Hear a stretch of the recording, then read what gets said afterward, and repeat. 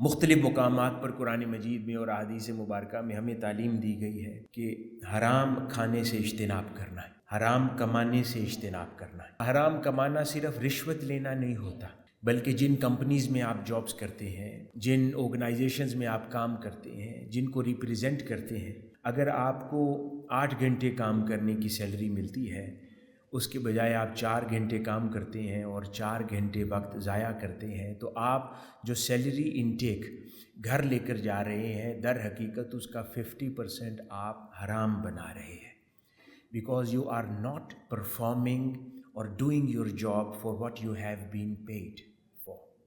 تو آپ اس پیسے کو گھر لے جا رہے ہیں جس کے عوض آپ نے کام نہیں کیا، یعنی اتنی احتیاط اسلام پرسکرائب کرتا ہے، نتیجتاً آپ اپنے اس مال کو حرام بناتے ہیں، اور اس مال کو جب آپ حرام بناتے ہیں تو وہ لامحالہ